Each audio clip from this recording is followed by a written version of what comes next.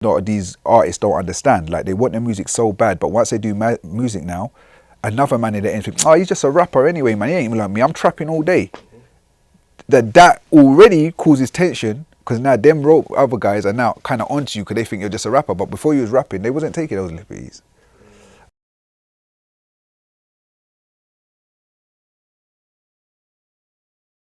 Music wasn't even an option then. Like, with my day, and I'm getting on now, yeah. My day, if you MC'd or rapped, you wasn't tough. It wasn't cool. You weren't. You was a joker. Not a joker. I'm not saying the joker, but if you MC'd, you wasn't cool. Basically, do you know what I mean? I won't say the word cool because it was cool to the girls and it was cool to. But from where our culture is, it's not the tough guy thing to be MCing. Do you know what I mean? And a lot of the MCs that was MCing back then, whether it was jungle or whatever, wasn't from the streets like that. They might have known the streets, but they wasn't physically in the streets. So it wasn't a cool thing to do. So I didn't even really look at music in that type of stage. And then, you know, by the time I got to, like, I think 19, 20, maybe, again, unfortunate circumstances, I went about for a bit. Young, wild, making all the wrong mistakes, thinking I'm a grown man, and chasing a dream and just trying to chase something that now I look back was a myth. Do you get what I'm trying to say? Because what was that dream? Trying to make it out of where I come from, trying to make a good out of a bad situation. You know, it's trying to make a good out of a bad situation. When you look at your around and you look at your surroundings and you see everything and you acknowledge what's going on and you know that, you know what, I don't want to be here. Do you get what I'm trying to say? And that's because you're being true to you. So you can have 50 men around you and you're all happy, but I know I shouldn't be here because I've got more to offer. Do you get what I'm trying to say? So when you know that within yourself, you walk with a different type of confidence that people don't understand. Do you get what I'm trying to say? They might look at you as, oh, you think you're arrogant or you think a certain way, but no, I just knew me. And I know that I was better than this. Like, my family always said, oh, what you was doing that by default. Your brain's different to the rest. When I used to go around people, even when I was young and I was away and that stuff, the screws used to say to me, like, yo, you're different. We see thousands of boys all the time. Like, you're different. You can really do something with yourself. Like, really concentrate on it. I'm telling you, like, we see 1,000 boys. Like, the way you conduct yourself is different. Try and do something. So people always told me that. And then before anyone ever told me anything, my mum would tell me I'm special anyway. Like every mum's mum does. Yeah. I wouldn't say that I never thought I was special because my mum had me when she was so young. Like, everybody's always put me down. No one ever told me I was good at anything. Do you get what I'm trying to say? Because people expected me, as I said, to lose. So, like, I never thought much of myself, to be honest, but I knew I was different. Okay, yeah. Do you get what I'm trying to say? So there's a difference with thinking you're something special or thinking you're this or thinking that, but there's something when you feel, even though you fit in, but you still personally feel out of place. Yeah, yeah. And it's a spiritual thing. You wouldn't be able to, some people wouldn't understand it, but it also can spin the opposite way too. Like, where you could be in an office with a whole lot of people and you're there working and just this environment isn't for you. You're different to these rest of these people. So yeah, I wouldn't say I thought I was special. I said I just knew that I had something different. I just knew it was different. What they would enjoy and gloat over, I didn't find it amusing.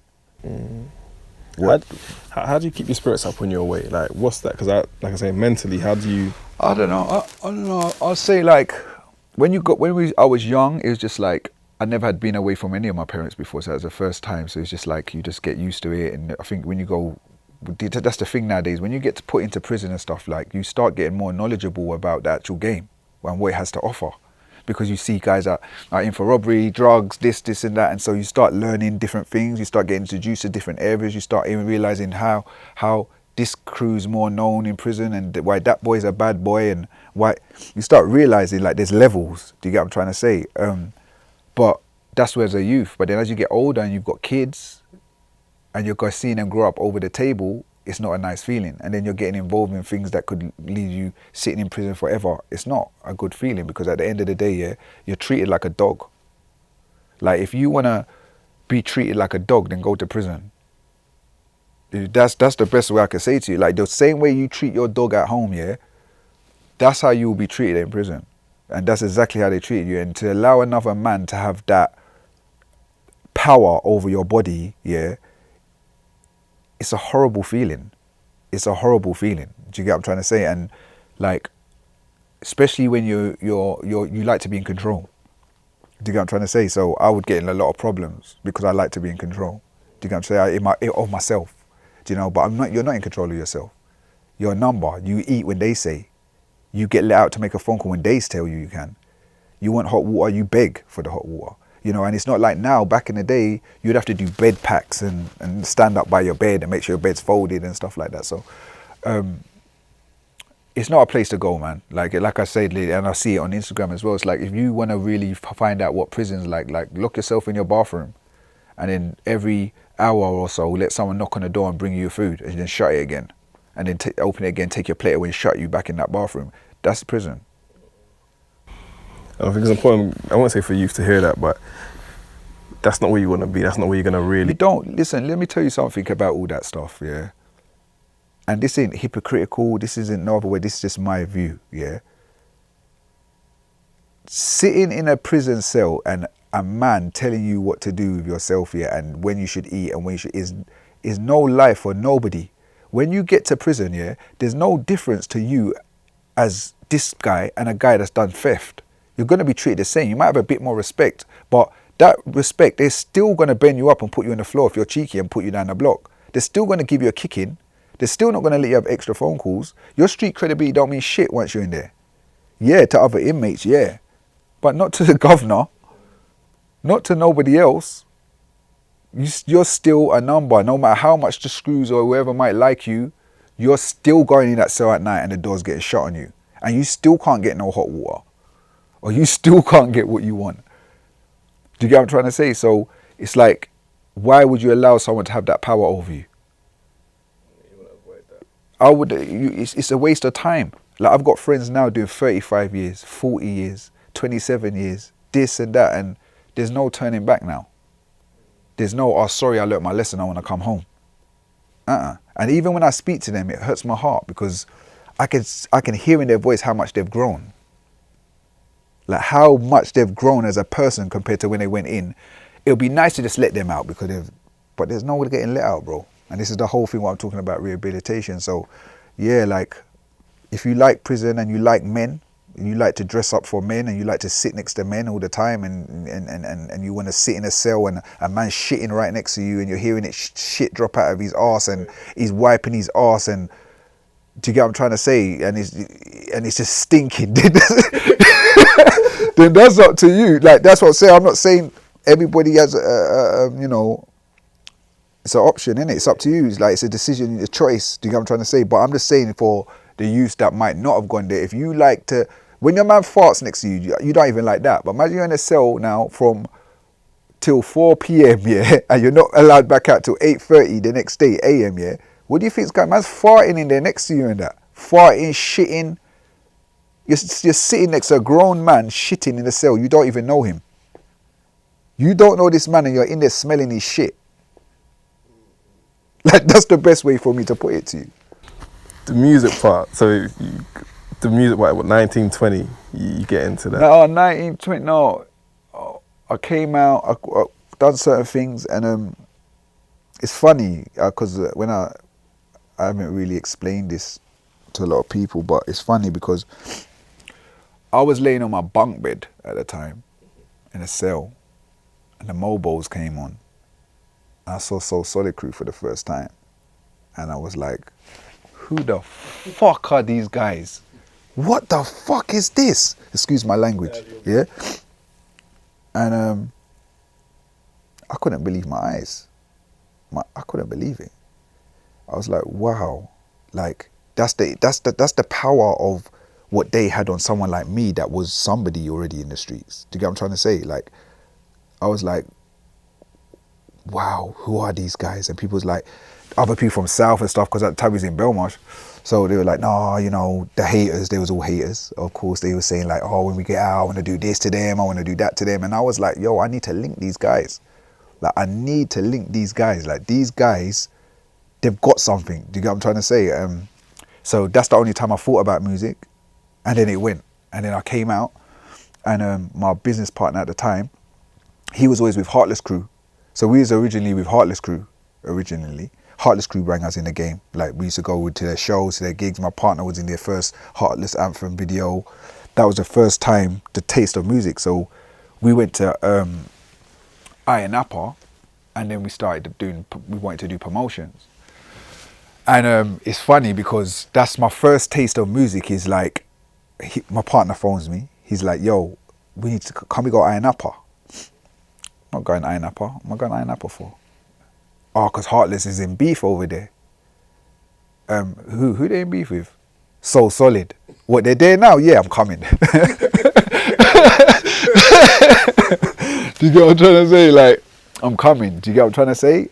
So we went over there, but remember, in my mind, I was still thinking So Solid. Like, we bumped into Megaman from So Solid Crew, and we came to, there weren't really a problem between them. It was just like a musical clash type thing.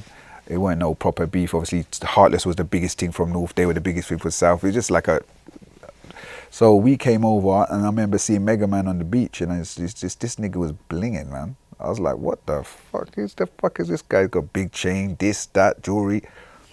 And I just remember the way he presented himself. Like, he wasn't overacting like he's the baddest man in the world, but he definitely wasn't acting scared. But he definitely had the confidence about him that was intriguing. Do you get me? Like, I was like, oh, okay, this is the dude. Like, he carried himself well. We had a conversation, that was it. We all got together, we was all raving, it was all good. While we was over there, that's when we said, right, let's start our own thing. Like, we need our own name, like me and my partner.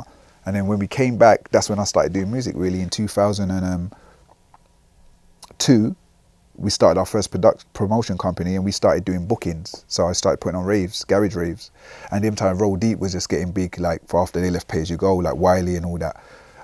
So my partner started booking Wiley, and it's funny because my partner's like, let's go over to West London. I want you to see some kid, like, he's really good. Like, I don't know, bro, all these kids go mad over him. We need to book him. I'm saying, who? I've gone there, and it was Dizzee Rascal. Do you get what I'm trying to say? That's the first time I saw that type of energy from Dizzee Rascal.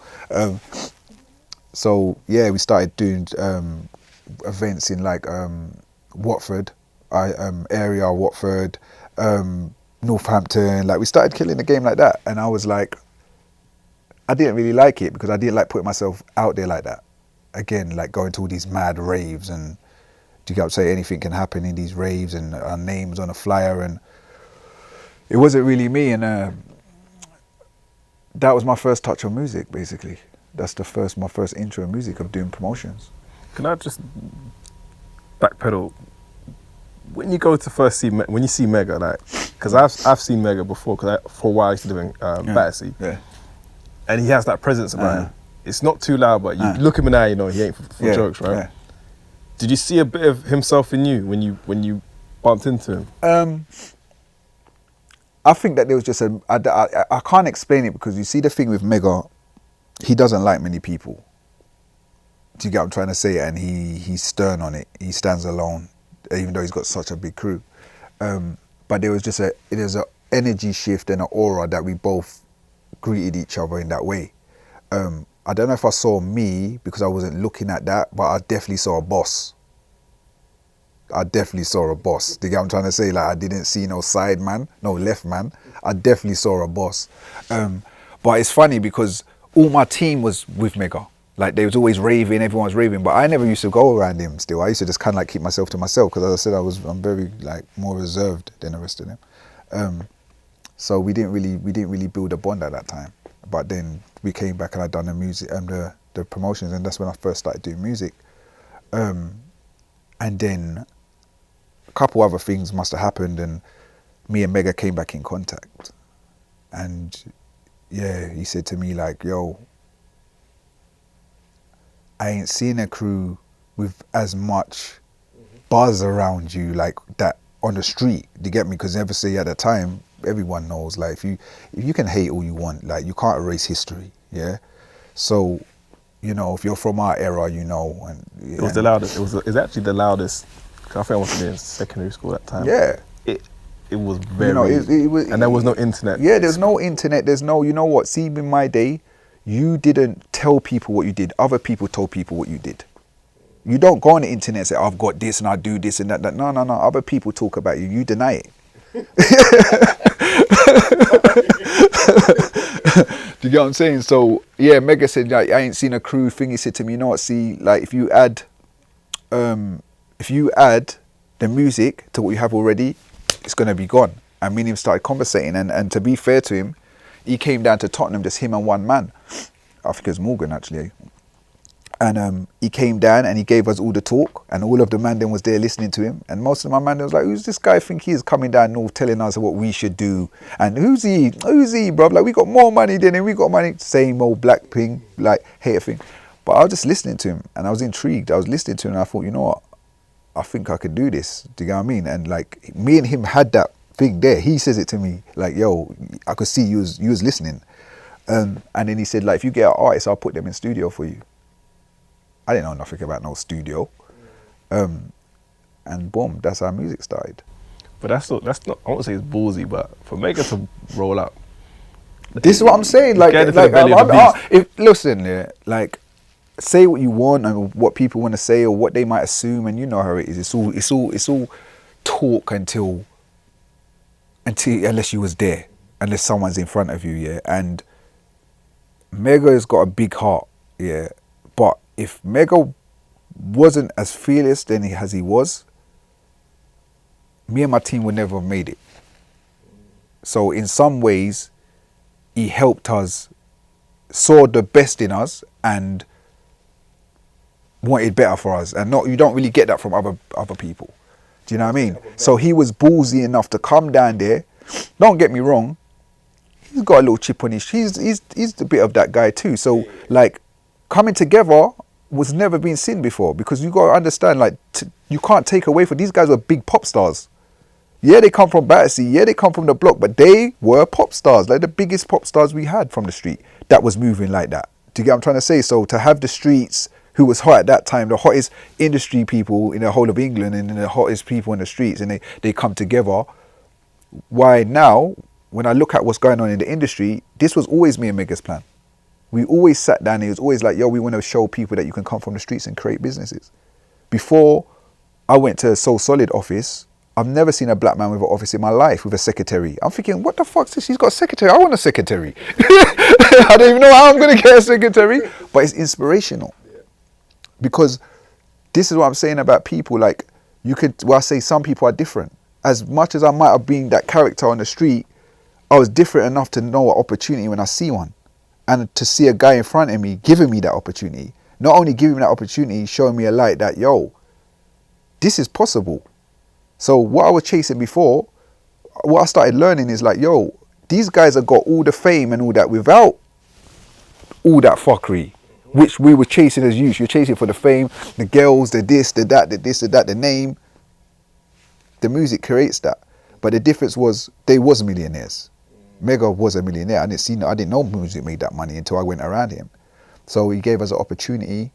He gave me an opportunity on a business deal that let's put on promotions in Iron Apple. And that was the introduction into.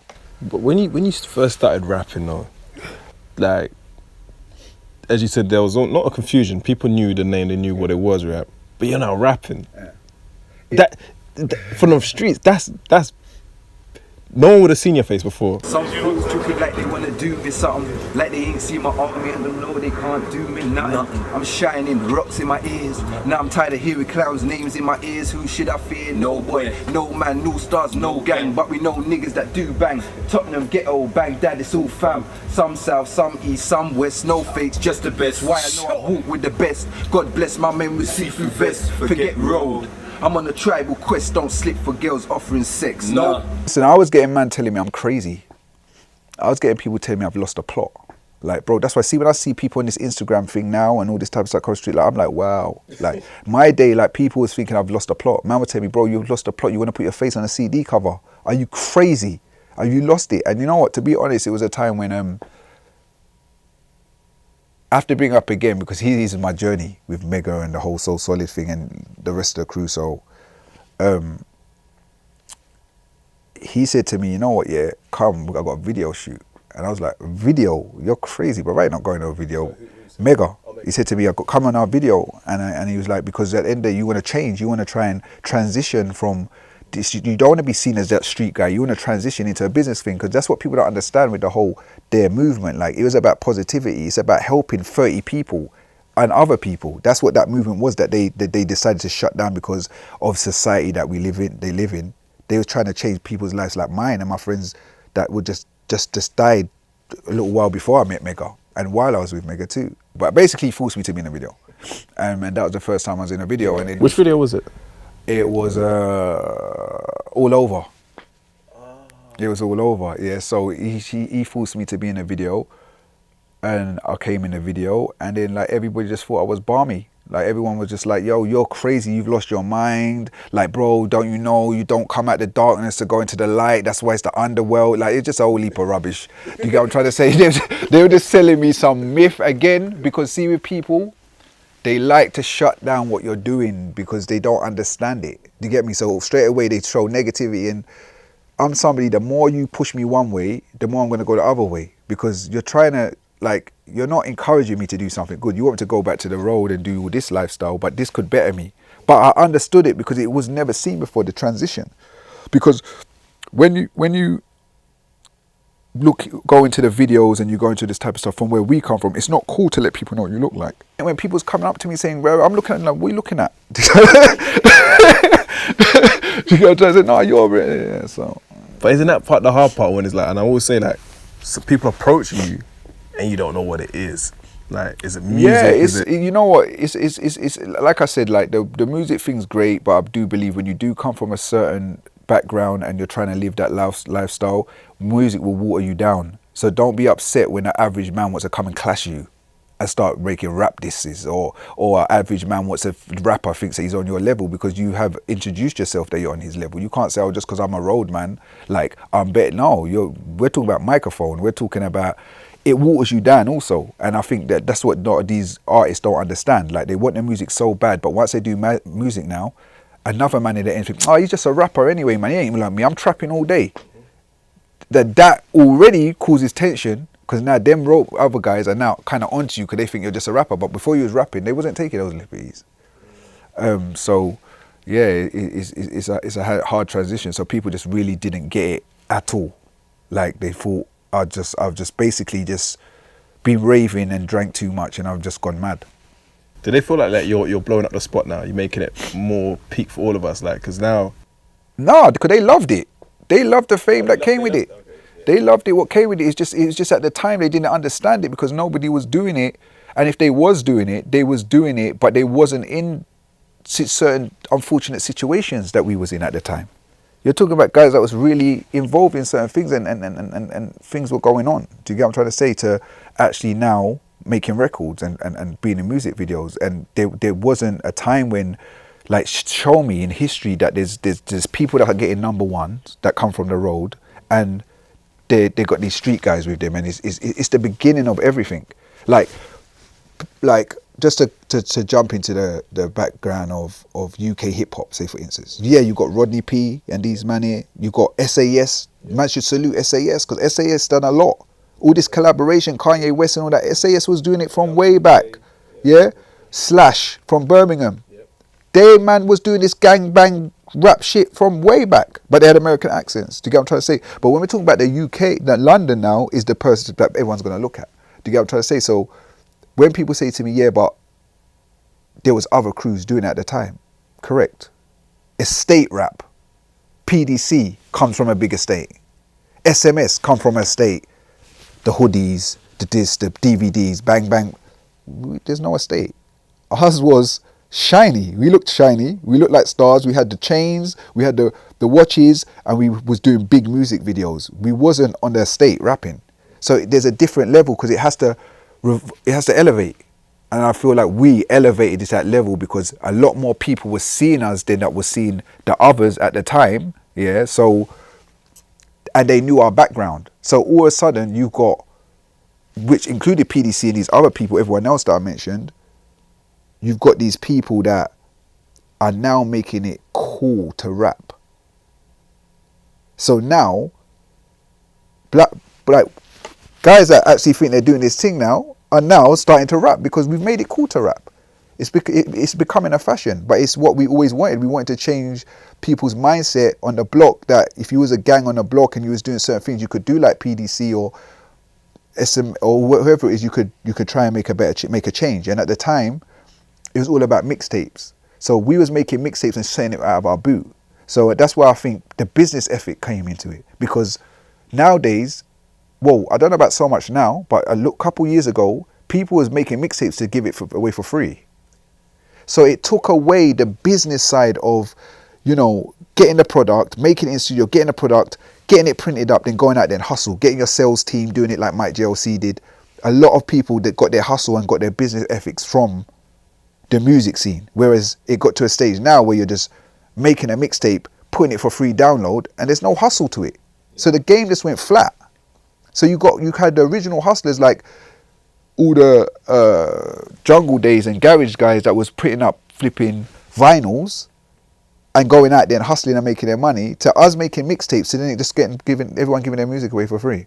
People just, you know what it was, it just went to a stage where like there's people was just giving it away for free, and I just weren't giving away my music for free, because I spent a lot of money on the videos and everything like this. And back then, yeah, you couldn't just, like now it's so much easier. Like back then you couldn't just, like, if you want to design a CD cover, where do you find a graphic designer? It's not like you just put and tweak, who's a graphic designer? You couldn't find a graphic. How are we going to know coming from the pavement who's a graphic designer? Do you get what I'm trying to say? Like, you got to find a proper printing company to print 3,000, 5,000 CDs, yeah?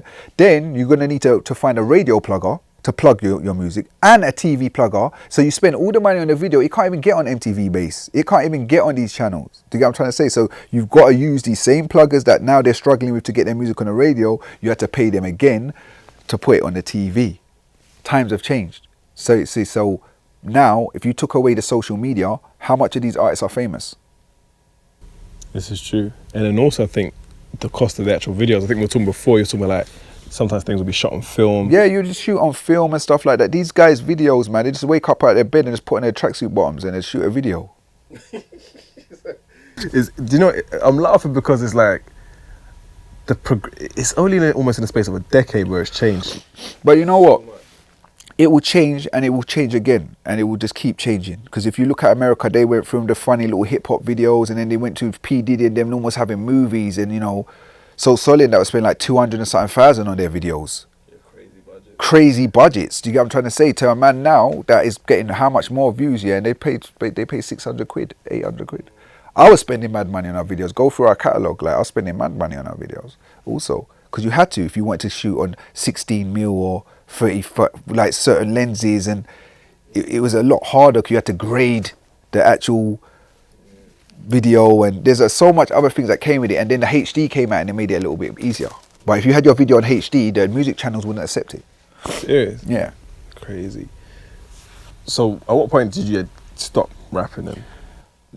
Rapping was never my first love, to be honest. Like I had artists, and I knew that coming from my background, I knew the best way to market my movement was with me, because I had a lot of interest in me.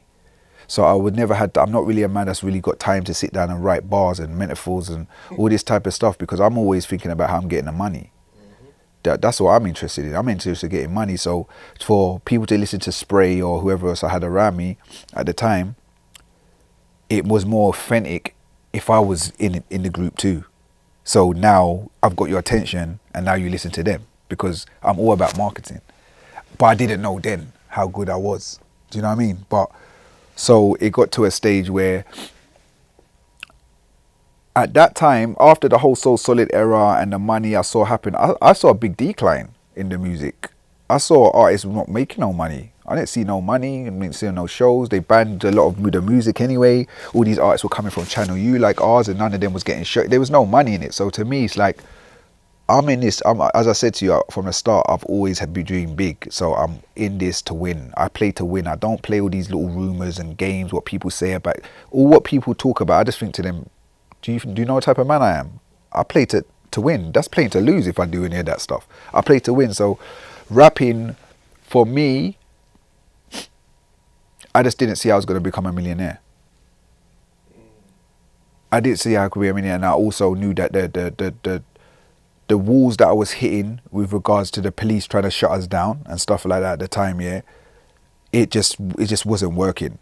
Do you know what I mean? It was just like, okay, like these people are trying to control me. Again, I don't do well with control, just like when I was inside, like these people are controlling me, like, oh, you know what, if you don't do this, then you won't get your record play here. If you don't listen to this person, then they won't let you go into the club here. There's a lot of ifs and buts and why you can't do this, why you can't do that. Then your radio, your song ain't getting played no more because there's too much rules, and I don't really do well with rules. I make my own.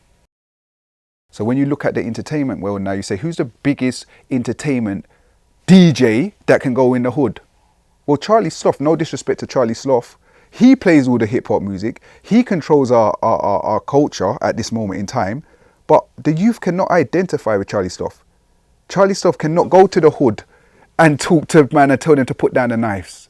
He cannot go and talk to any kid because he doesn't understand it like that. He's not from it.